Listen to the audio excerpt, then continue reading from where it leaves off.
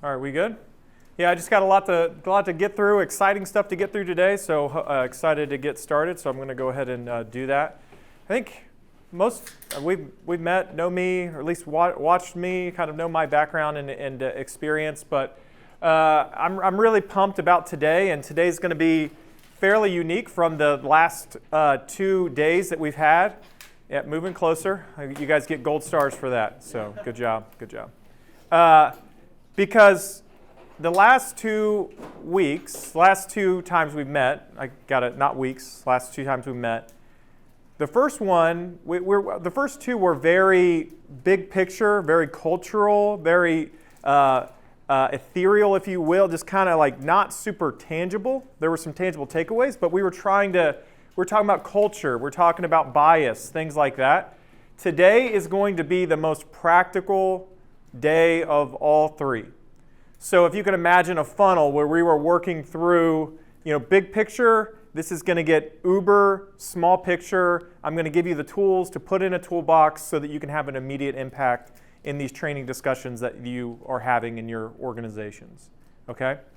So as a quick recap, I'll kind of just touch on the other topics because it all comes together and I don't want us to forget anything.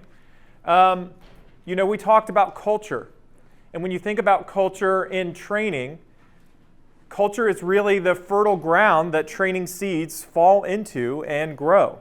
If you don't have the right culture, meaning the right values, the right mindsets, the right people, training can really fall by the wayside. And so we really spent a lot of time on our first meeting working through the 3 questions of Lou Holtz about that every person asks every leader. Can I trust you? Are you committed? Do you care about me? Working through those questions will really help you build that culture that will start growing those seeds of change for training.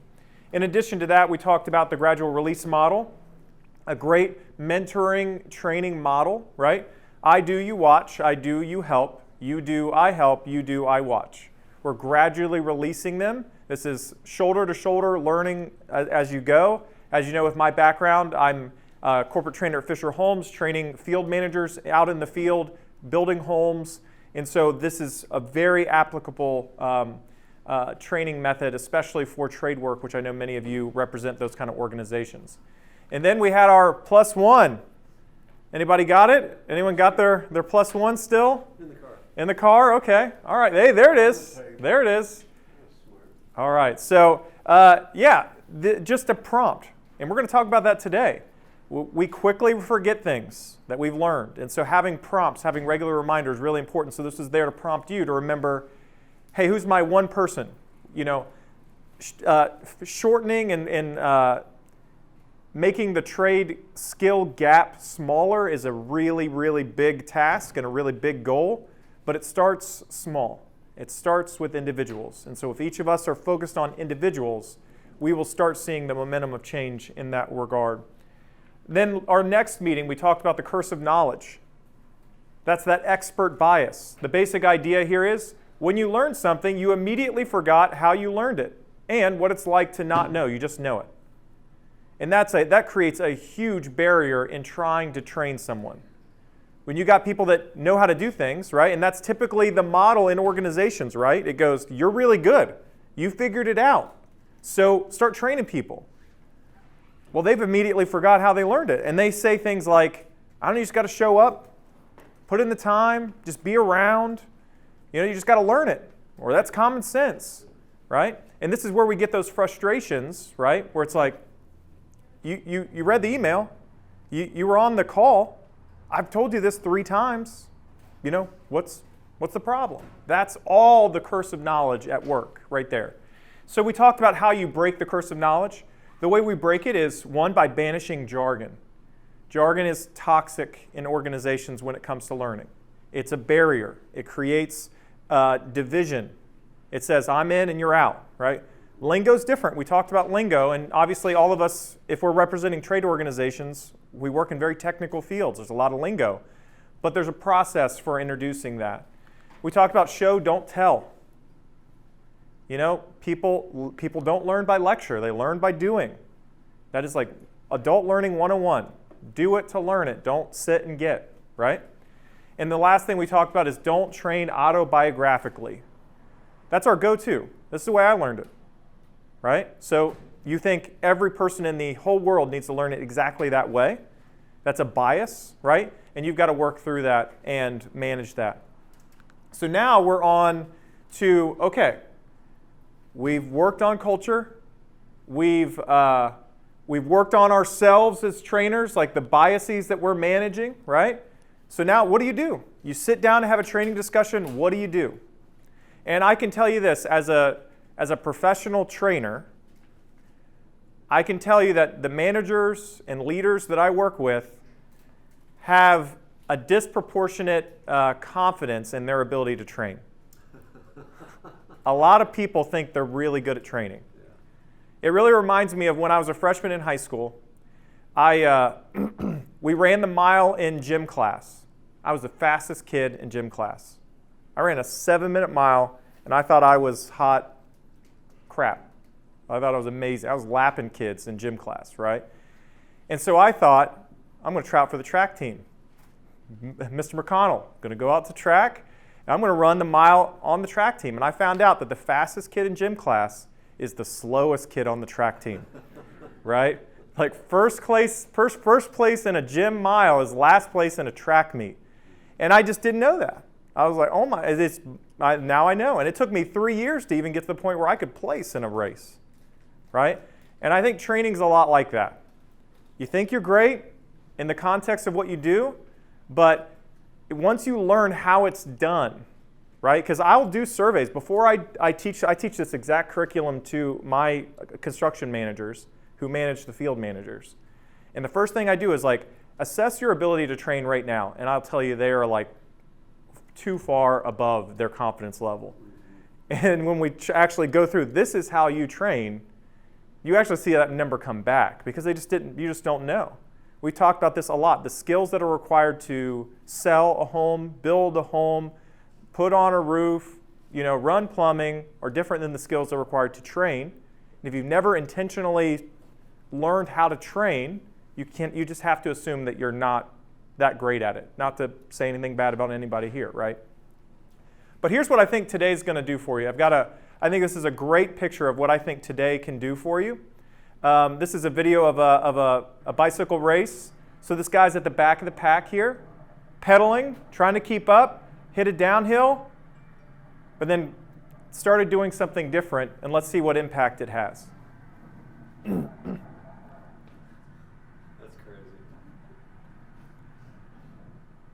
This is crazy.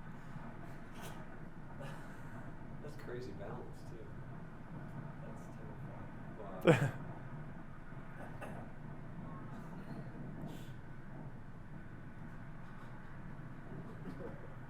That is so fascinating. Look at his pedals going without him pedaling. Wow. It's got a good ending. So now this is the pacer, right? That's amazing.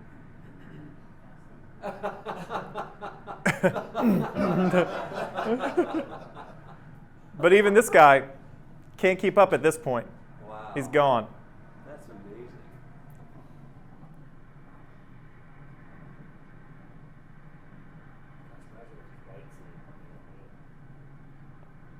There we go. Wow. So my hope is that I'm going to show you a tried and true, very practical approach when you sit down to have a training discussion. It's a 4-part process that I believe is going to take you from, that guy working hard, putting in the effort, sweating, seeing, marginal results to I'm putting in less effort, I'm being smarter with my time, I'm being more proactive, I'm being more direct, and I'm seeing better results at the same time. Okay? So the 4-part training discussion framework, and you guys are going to be working together in pairs, so we'll get ready for that. You got some handouts at your desk. It's really 4 parts. It comes down to activate prior knowledge, transfer new information, check for understanding, and reinforce the learning. Those are the 4 parts. Activate prior knowledge, transfer new information, check for understanding, and reinforce the learning. You'll see that's laid out in your handout in front of you there. And let's jump into the first one.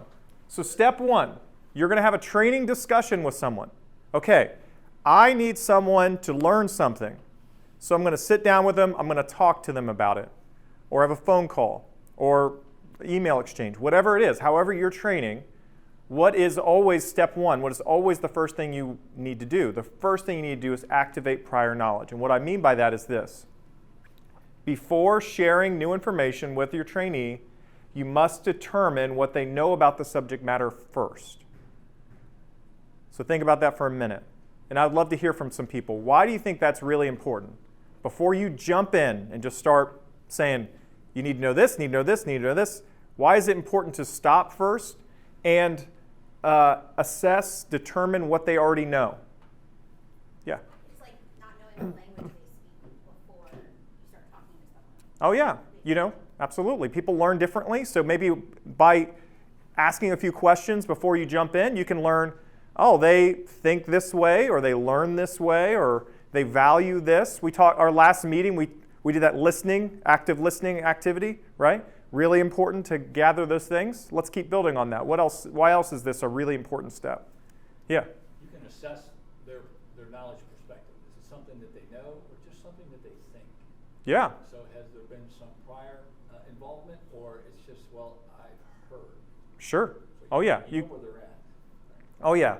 Again, we talked about this. People can overestimate their knowledge or ability, but if you ask a couple questions, you can determine the reality of where they are. Because you get this with new hires a lot. Or they say, oh yeah, I've done that. I'm good. I've done that with my dad for years, and they show up like, what can you actually do, and what do you actually have done, right? And then you can cut through that. That's good. There's more to it. Why else? Why else is this such an important step? Yeah. Learning where you're starting. Yeah. Oh yeah. And that's a great. I know we can all relate to this. How horrible is it to be stuck in a lecture kind of conversation with someone who's telling you something you already know? It's horrible. It's unbearable. You get people going like, yeah, I know, but yeah. Or you ask a question and they just give you the whole history and you're like, I just really need to know this one thing, right? And so you're going, yeah, I know, but what about this? Okay. Yeah, all right, yeah, I hear you, but what about what here? And you're just doing that the whole day. It's infuriating, right? And it's inefficient on your time, right? It's a waste of energy to talk about stuff that people already know, figure out what they don't know, find the gaps, right? Anything else, though? Anything else for why this is such an important step? Yeah? I was thinking about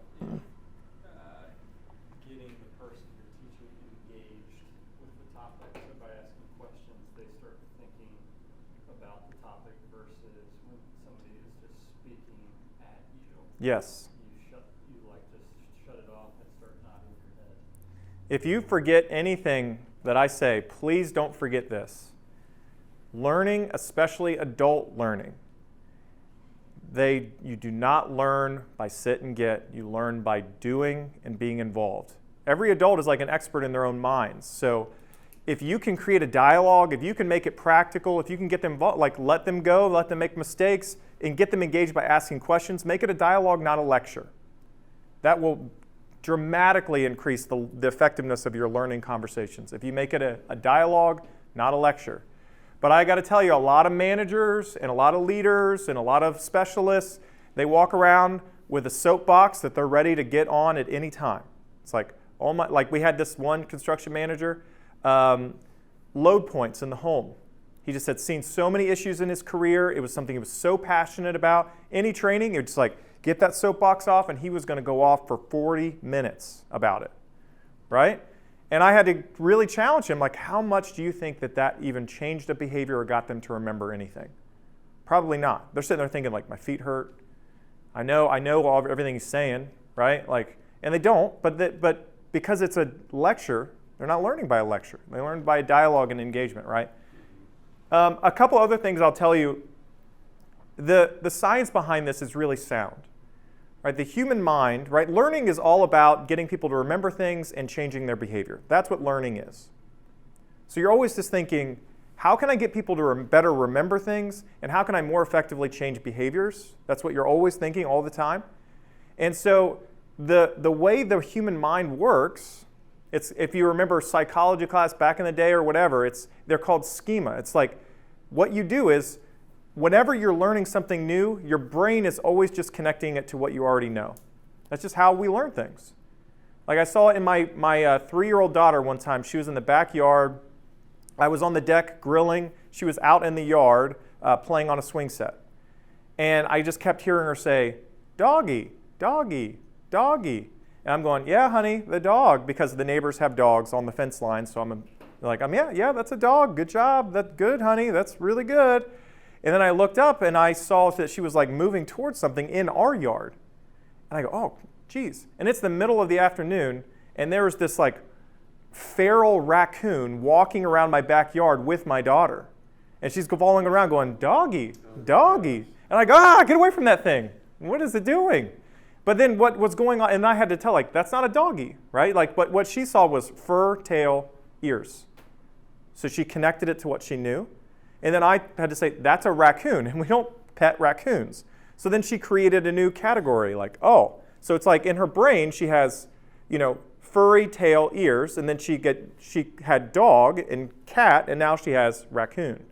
And we do that over and over and over again. That's what our brains do. So in terms of getting the thing that you're trying to get them to know to stick, it's going to be way more sticky if it's stuck to something they already know. Like, oh, I'm going to build on this thing that you already know, and I'm going to add this thing to it in a new category, and it will stick better, right? Not to get neurological, that's just like how our brain operates, right? And so a couple practical ways you can do this, and this is on your sheet. You can ask, before you say anything, what do you know about this topic already? It's like, have you ever, with excavation for us, you ever been a part of a dig, right? You are familiar with it at all, right? You ever seen a backhoe? Like whatever it is, if you can just get them like, oh yeah, okay, I've seen that. Okay, what have you seen? Okay, all right, well, it's kind of like that, right? It's a great way to get started. It creates a dialogue. It's efficient because you're not telling them stuff they already know. You're diagnosing specific issues, and you're making things really sticky. You can say, have you ever seen anything like this on a previous job? Or what do you most want to learn? Man, that's huge. If someone's got something they really want to learn, and if you can just give it to them, bam, like really, really powerful. It'll stick, So if you ask a couple questions before you jump in, that is the step one of a really, really effective training discussion. And we're going to practice that in a minute, but let's go on to step 2. Transfer new information. So after we have activated the prior knowledge, and we have to intentionally do that, then we can start sharing new information. But now we're going to be focused, direct, and relevant because we've activated prior knowledge, right? But we share new information with your trainee in an effective, relevant, and compelling way. So a couple thoughts there. 1, put first things first. This is one of my favorite sayings about training. Drinking out of a fire hose is a terrible way to hydrate. How much of your training and learning is just fire hose drinking? Where you just go, here's everything. And I hear it. It drives me nuts. I'll hear it on jobs. I'll literally have a construction manager walking a trainee around and going, here's this, and you don't really need to know this, but this whole thing is like this. I hate that phrase. You don't really need to know this, but here I go. I'm going to spend 10 minutes on it. And it's just like, no, stop. It's incremental learning over time. Like, what do they need to know right away? Figuring that out and giving it to them in bite-sized ways rather than just saying, here's the fire hose because I don't have a lot of time. I'm busy. We got 20 minutes to sit down. Boom. I'm just going to blast you in the face with a fire hose. It's like, no, we have to get out of that. I think if you saw how ineffective it really was in terms of results, you'd realize it's not really efficient at all. Yeah? Best way to think about that is when they built the Pentagon and stuff in the White House, you're given your blueprint for the day. Yeah. You're not given your blueprint for the job. You're given your blueprint for the day. And That's what you awesome. work on. That's your picture and your only scope. Everything else you ignore. Absolutely. I love that. Right? Just bite-sized. Put first things first. What do they need to know right now? Let's focus on that. and let's master it, get it down before we move on to everything. They can't possibly get it all out of a fire hose. It's one of the biggest challenges even with training and development. So much of training and development in my world is event-based learning. Come in for the summit, come in for the big event, and then you wow them and dazzle them and all that kind of stuff. But when you go out in the real world, is like the real test is like 2 weeks later, are they doing it? Right? The better thing is like if we can incrementally add those things in, right? So what other ways can we do to make this more compelling? Tell a story. Storytelling is incredibly powerful. And it's a really great device to use in trade work. I mean, there's so many stories. So in one of the trainings that I have to run on customer relations with field managers is we have to set the expectation and hold the expectation that customers who we're building homes for at Fisher Homes don't walk into and wander around the closed construction site. Like a construction site's a dangerous place. They don't own the home. We own the home until they close on it. But you can imagine if you're building a home with Fisher Homes, you want to know what's going on in there, especially if you're anxious or whatever. So our field managers, it's one of the biggest skills that they have to learn is like being clear, direct, and kind and setting those expectations of customers and holding them. So we talk about it. We talk about the importance and the policies, and we pull out the contract the customer signs. That isn't as compelling as we had one field manager stand up. He goes, well, here's why this matters.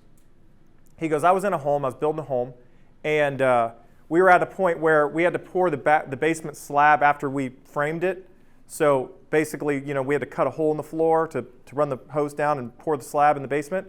And so the customer didn't follow this expectation. This lady's walking around with high heels with a flashlight on her phone at night after hours in this construction site. She goes right down the hole, breaks both her legs, and there's like 2 puncture holes in the concrete from her high heels. And I'll tell you what, that sticks with people. Like, oh, when I'm talking about getting them to remember and changing their behavior, that sticks with people more than the policy, the procedure, the handbook, all that stuff. Storytelling, really powerful. I would encourage you to think through your topics that you have to train people in. Get your good stories in a catalog ready to use. Make sure they connect to the point. Nothing's worse, and you've been there too. Someone's like going off, and you're like, why are they telling me this? You're like, why are they telling me this? They're like, that's the worst. That's what you don't want. That's the ugly side of storytelling. But if you can connect it to the idea, really, really powerful. The other really powerful way is ask yourself, why should they care? Why does this matter at all? Like knowing the why behind something really important, and too often it's not included with the learning. This is why this matters. Like it's this big picture. It's like to use the military analogy, right? It's like the commander's intent. Have you heard that? The commander's intent is like we've got the battle plan, but no battle plan survives contact with the enemy. The moment you get in there and it's crazy. So it's really good also with the battle plan to share the director's and the commander's intent. This is the big picture of what we're trying to do.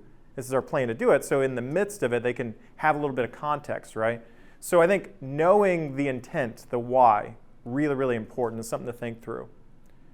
Okay, any thoughts, questions on those first 2 ideas? Activate prior knowledge and share new information in a compelling way.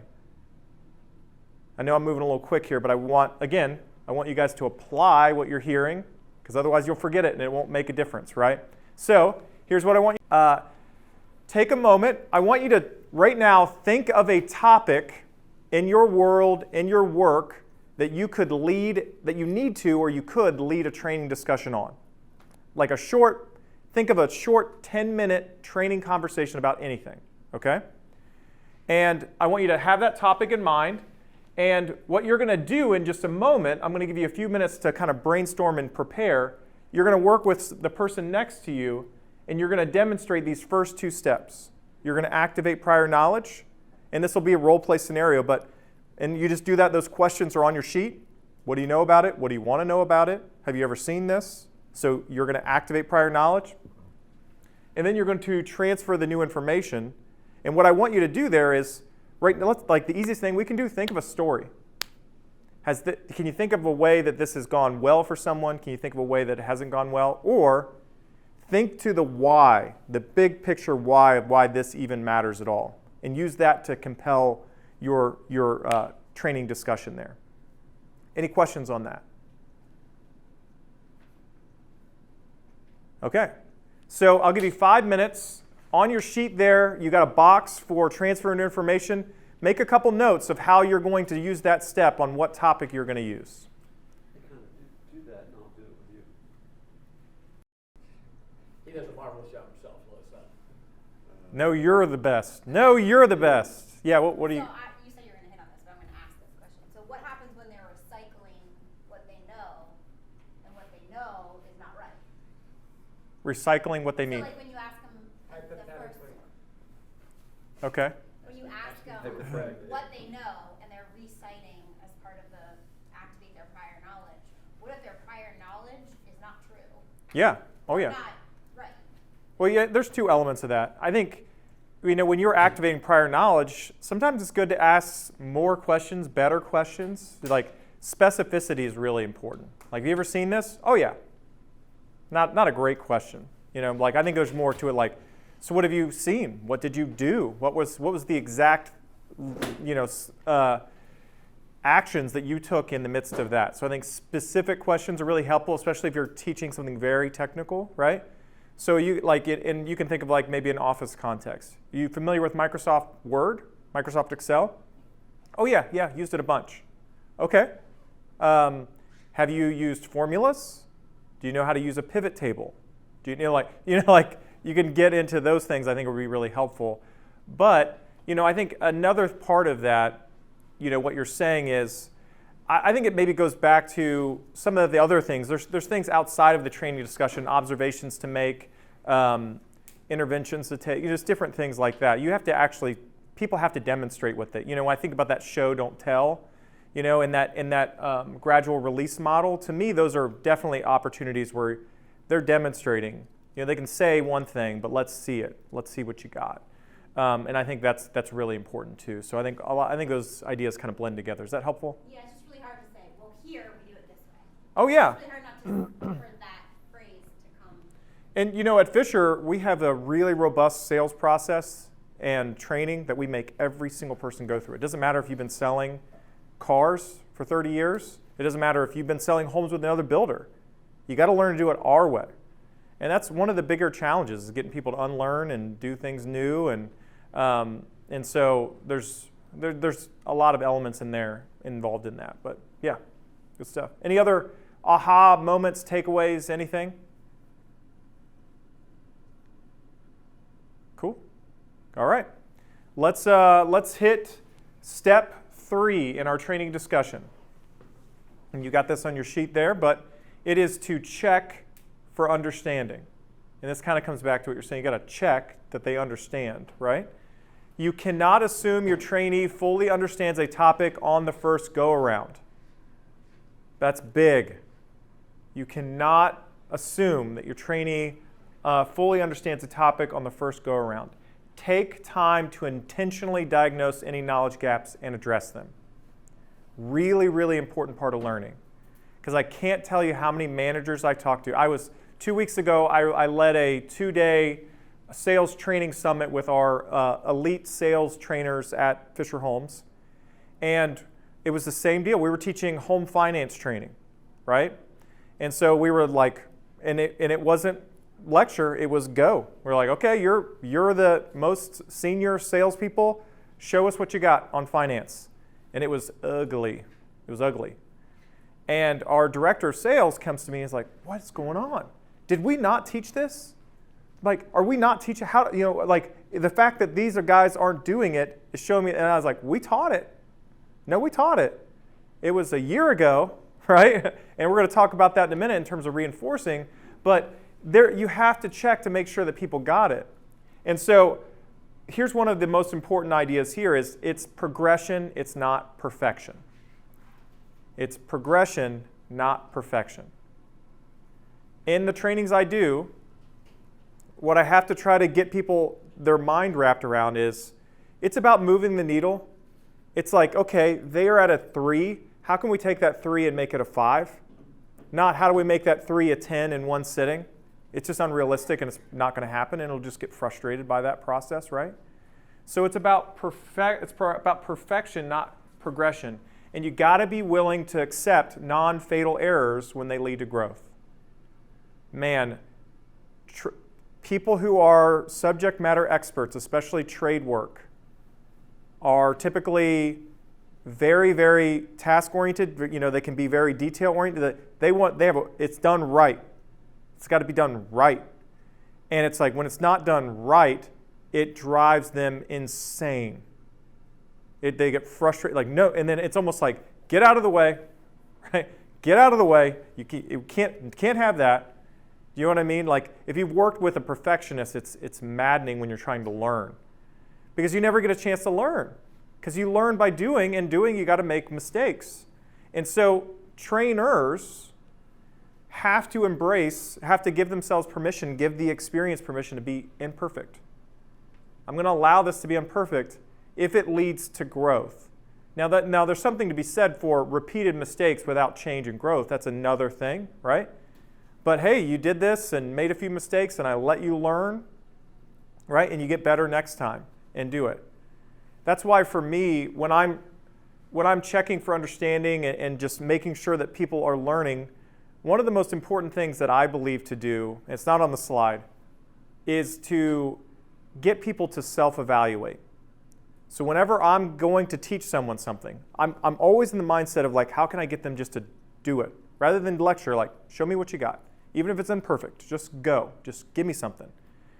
And they do it, and my first step is to go, how do you think that went? What do you think you did well? What do you think you did poorly? And encouraging them to do that self-evaluation with me. Why is that such an important step? Yeah. Builds their level of confidence, and it shows that it's a comfortable environment in which to fail. Yeah. And learn from failure and not be overly criticized for it. Oh, of course. Yeah, absolutely. Mistakes are okay, as long as they're not fatal mistakes, right? You know, it's like I can accept mistakes. I can't accept not trying. You know, that kind of mentality, right? Why is, though, encouraging your trainees to self-evaluate before you tell them what they did right or wrong?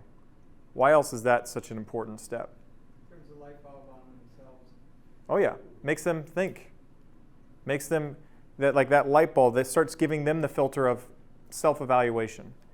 The biggest reason for that for me is they're not going to be with you forever. They're not going to be sitting tied to your hip forever. They're going to be out in the world, and anyone who's successful is a lifelong learner. So Mike, when you're working on a job, to this day, I'm confident that you are not a check for understanding, and this is really key. Eliminate these questions. Don't say this. Any questions? Does that make sense? Right? Because what happens there? So Dakota, does that all make sense? Yep. Any questions? Nope. Right? Because we're built that way. It's like it's a rote response. It's not helpful. But this is a much better question.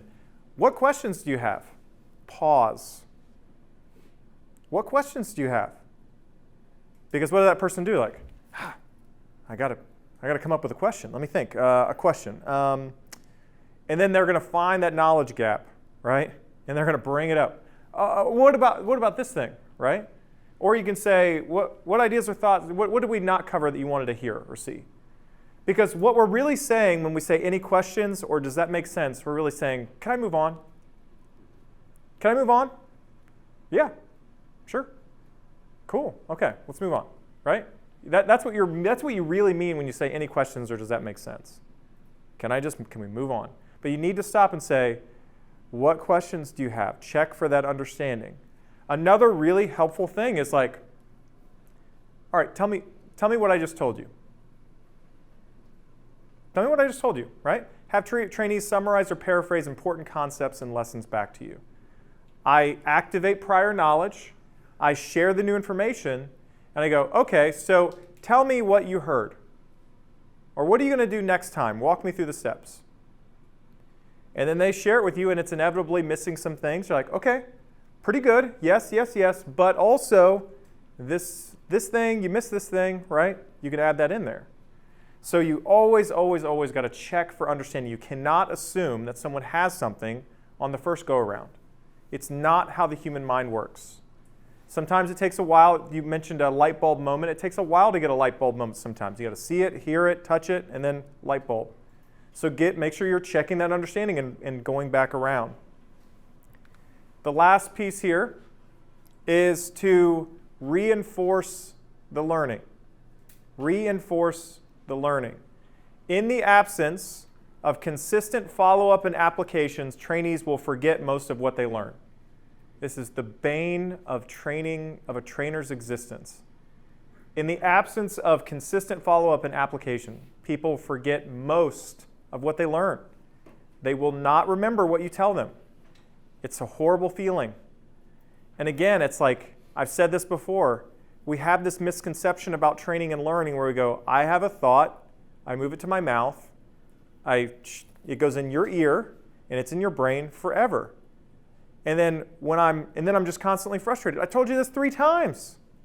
I told you so. I'm blue in the face over this, right? I've sent you all the emails. You read the manual. You read the scope of work. Like, what's the problem? You know, like, if it's not reinforced, you forget most of what you learn. It's a sad but true truth here. And so the big idea is you use it or you lose it. Use it or lose it. If you teach them something and they don't immediately apply it and consistently apply it, they will forget it. That's how it works, right?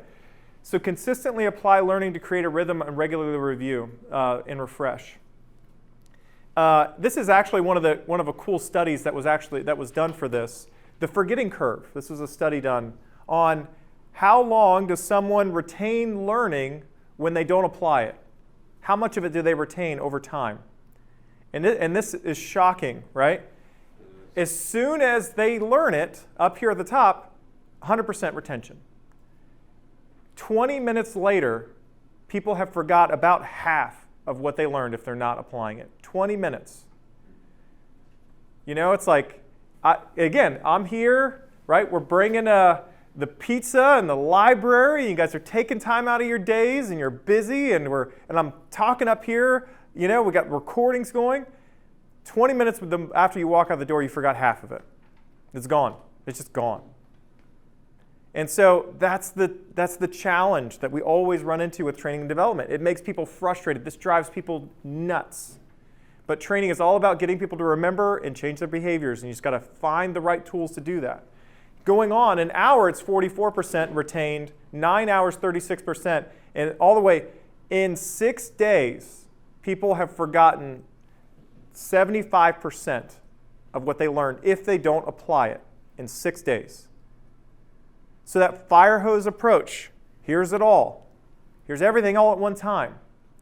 You're right? It's better like here's a little bit and apply it and get good at it and be doing it regularly. Yeah, and then here's another little bit and you keep applying it and applying it regularly. You have to have regular, that's what compliance training is all about. You got to have compliance training. You got to have rhythmically refresh things that are important, because if you're not doing that, people lose it, right?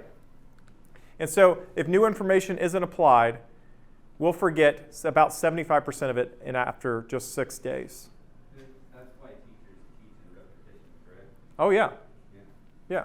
Also, why they say the self-help books, because it's the same information, but people read it, forget it, they read it in the next one, that's why there's so many. Oh, yeah, absolutely.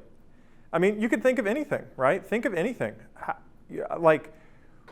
How often have you sit in a training, watch something, learn something? It was really cool in the moment. Like, oh, that's great. That was really cool, really interesting. Did it change anything? Were you different? We were just saying it's the same as when we talk about going through the scope of a job. Yeah. You're going to sit down, you're going to go through it, but what happens if you don't start the job for a week? Oh, yeah. Yep. And for us, we deal with that all the time where, everyone wants to, everything's important. Everything's vital. So it's like, we got to get it all in there. We got to train it all. And we have to stop. That's part of my job is like helping coach the leaders of the organization to start saying like, let's wait to teach this right before they need it. We just acquired a new builder in St. Louis. Perfect example. We acquired them earlier this year. Their market in St. Louis is just like the market in everywhere in the U.S. in 2021. Tremendous backlog. They've got more homes to build. At that point, they had almost a year backlog before they could even start a home. And so we acquired them in that state. And we acquired them, and then it was like immediately the initiative was like, onboard them, get them trained, teach them how to do this. And what we had to kind of coach people to say, like, they're not going to build a Fisher home for a year. It doesn't make any sense to teach them how to build a Fisher home until they're ready to build a Fisher home. So we literally had to just like keep building Payne family homes in St. Louis until a year later when you're ready to build the Fisher homes that we're selling. It's all about that, like get it close to when they need it, right? They will forget it if they don't apply it. Good. Any other thoughts on that? One of the principles of what you're trying to teach be effective in the existing plans. Yeah, and we to put it, to give you the more details on that, we talked about customer relations, right? We're building brand awareness. They're wearing Fisher shirts, like they had to represent. There was things, but when it came to like our distinctives in our plans, our blueprints, we were like, we're holding off on that. So you're right, and it wasn't as black and white as I depicted it, but good. All right, so here's what I want you to do. You can't reinforce the learning in our little discussions now, but I at least want you to think through what your game plan is. So keep building on this discussion that you've already been working on. So you've been working on a discussion, you activated prior knowledge, you transfer new information. We haven't checked for understanding. But then I want you to think of a game plan of how you're going to reinforce this. You just shared it. What's the reinforcement strategy to make sure they don't forget it, or the application strategy? So take a couple minutes on your own in your box at the bottom, think through your game plan, and you're just going to share it. You're just going to share what your game plan is to reinforce your learning. Knowledge before you jump in and just start saying things and doing things. 2, transfer that new information in a compelling way. We talked about sharing a why. We talked about telling a story. We talked about a fire hose is a terrible way to hydrate. Like break it up, okay? So focus on those first things first. Not everything all at once, right? Just what needs to be talked about right now. Then we said, check for understanding. You cannot assume that your trainee understands everything in one go around. You got to stop assuming that, or you're going to be constantly frustrated by training. Constantly, okay? The last thing, though, is also remember that people forget most of what they hear if they're not actively doing it all the time. And we can all relate to that, can't we? We can relate to the things that, I just haven't done it in so long, I don't know how to do it anymore, right? So we have to have a game plan to reinforce and apply what we're talking about. Okay, and you got a chance to workshop it with the person next to you. So here's the last thing. This will be the last thing at the end of our whole training for 3 days of training. I want you to find a new person in the room. You're going to use this exact conversation that you workshopped. I want you to take it from the top. All 4 parts. Check for understanding. Transfer new information. Activate prior knowledge, transfer new information, check for understanding, but then for that last part, just share your game plan. What's the game plan to reinforce it? Is that fair? So find someone in the room that you don't know super well that will actually make this a good conversation, and mix it up and take your conversation. You're going to have about 10 minutes each. 10 minutes each to do your conversation, get some feedback, and then we'll go from there.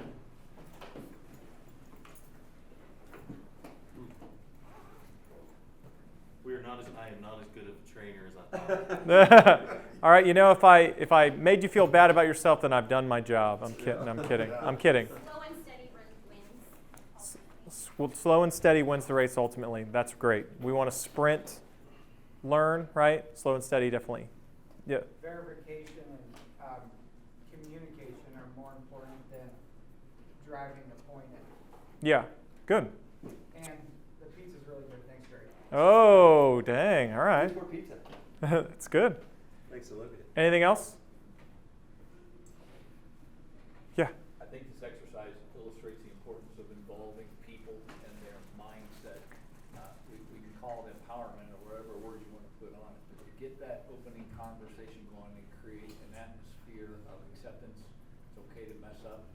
We're here to guide you. We're here to help you learn. And if you can get somebody to on board and bring that thinking into alignment, the chances of developing and keeping and retaining that person go way up. Yep. Because they feel guided and not commanded. Yep. And this exercise does that real well. Good. Very good. All right. Well, folks, this is it. We did it. We got our 3 trainings, right? It's been a blast spending time with you all, getting to know you all. I hope I've given you some good stuff that you can apply and make some improvements in your own professional life and in your organizations. I've really enjoyed the time and really appreciate being allowed to come in and speak to you all.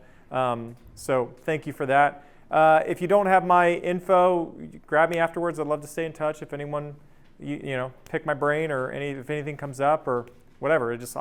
I like having, I think it's always good to have a good network. So appreciate that. Can I get, also, we all have a card and a gift that we gave to, you guys all contributed, thank you, that we wanted to give you something. And John is new to this group. John is a leader at DuPont Plumbing, if you're familiar with the side of the river. One of the things I told John is I said, you know, the network, when we do these conduit workshops, RB, one of the things that's consistent about the leaders in the workshops is the attendees as well as the presenters is they're some of the wisest and some of the most generous people in the trades, John. So I mean, just super kind, super insightful, and super generous. And Tom, you're that guy too. So we appreciate everything that you've done, the investment that you've made, and that we've got it on tape, and that we can share the content. It's super, super helpful. So we got him a little card. I want to give Oh, thanks. Appreciate it. Hey, thank you. I appreciate it. Yeah. Well, thank you, folks. Well, we love having feedback from you. So just like always, if you wouldn't mind pulling out the camera phone and filling out a quick survey, and we've got some extra questions on there as we continue to grow the CAP and lunch and learns and different things that we do. So if you wouldn't mind taking a couple minutes to do that, that would be awesome. And then you're free to go.